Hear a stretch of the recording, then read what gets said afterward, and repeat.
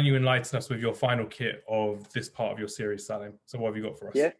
So my final kit is sort of my my Sunday League kit, if you can see. Yes. Into Batley. You just get the so it's the biggest team in Batley. Obviously, shirt number there as well. If you can get that. Probably the best trequartista right there in Batley as well. Playing in the 6 or number 10. I don't know where you play. I can't. Yeah, just playing that Sal Grealish role, as you do.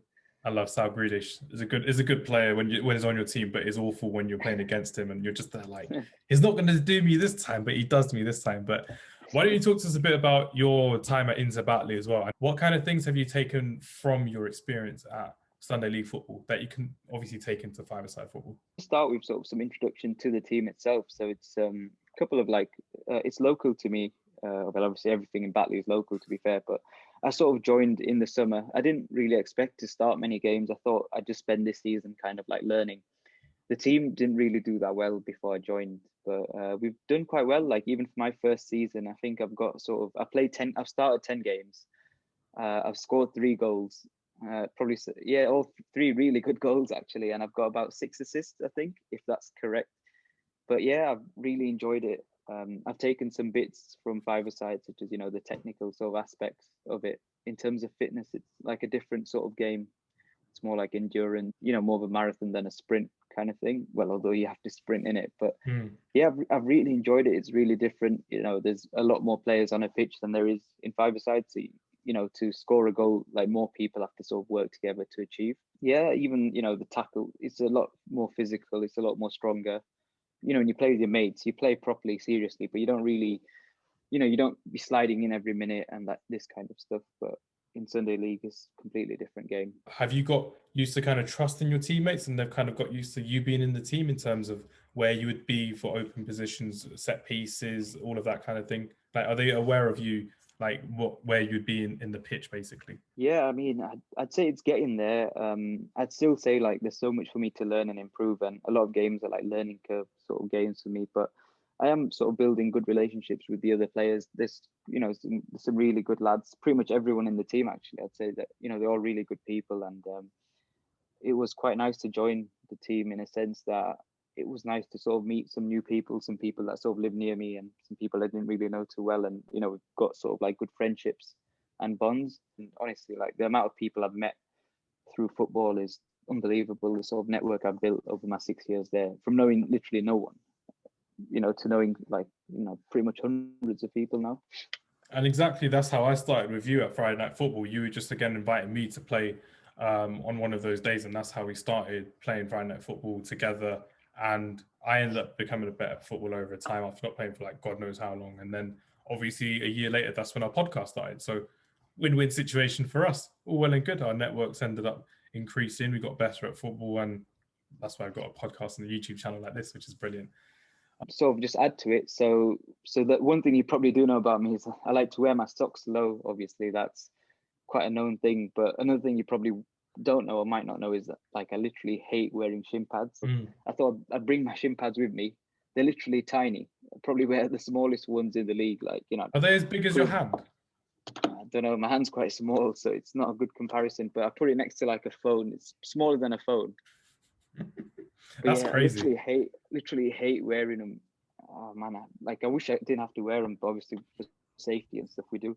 Literally every single game, like first 2 minutes, the opposition's there, ref, he's not wearing shin pads and stuff, and then obviously I have to show them that these like tiny, like these are made for like kids. I think if you're like 4'5" or something like that, maybe something like that. But yeah, I literally hate wearing them.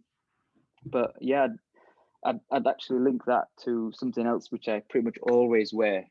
It's like a kit bag essential. Yeah, my sock tape. I have to play with sock tape. If I'm wearing shin pads, I have to wear this. Now you have to explain to me what the benefits of having sock tape is, because I've never used it personally. So I mean, they're pretty simple. So they sort of hold the shin pads in place. So you put like the sleeve in, and then you put the socks on, and then you sort of just tighten it with this. Okay. But as well as that, it's just that sort of feeling of having it tightened up, near by the shin. I don't know. It's just something I just wear. I love wearing it, and that's it really. I'm gonna rate the kit a good 9 out of 10. I do like the color. It's probably Inter Miami-esque from what I can see, as well. Yeah. Palermo, It's I'd not. say. There's a bit of vibes from there as well. Yeah, it's got the local sponsor on it as well, so we're plugging and repping Galaxy. And you kept your number throughout the team as well, 23. That's definitely your number. Yeah, so I got given 23. It's already like a 7 and a 10, but I literally, to play 11 aside, I'd wear any number, I'd play any position because I love football that much. It honestly doesn't matter to me. And you're happy in your little midfield position, I imagine. You're happy playing in the Yeah, right so position. I've played a bit on the wing. I love playing on the left, or I love playing in the 10. But to be honest, it ends up being more as like the left-sided midfielder in a 3 or even a 2 sometimes. So now I've got a new nickname for you. What, Salim Jordan or Salim Beckham being number 23? Yeah, you could make that link out of it as well. But nah, Again, it's no, it's Sal Grealish strictly. That's the one. I'm cool with Sal Grealish, but no, I'm guessing you'd rate that what, a 10 out of 10 being your own personal kit. I like it. I'd give it a 9. 9 out of 10. That's brilliant. So one final question before we end. Out of all the kits you've shown us today, which one would you want to give away as a gift for someone? Ooh. If you had to give one away. Well, I'd probably give away like my child one to my child if I had one. I think that's probably the best way to go about it. That's definitely the best way to go about it. That was the 2001 Aston Villa kit as well. But no, Salim, thank you very much for joining our conversation. I've had a lovely time just talking just generally to you as well. It's been a great time as well. Yeah. I can't wait for your part 2 as well, when you've got a lot more kits that I know you've got, and I've seen you wear different kits as well. So I can't wait. But Salim, any closing messages, or are you happy to go? You're good?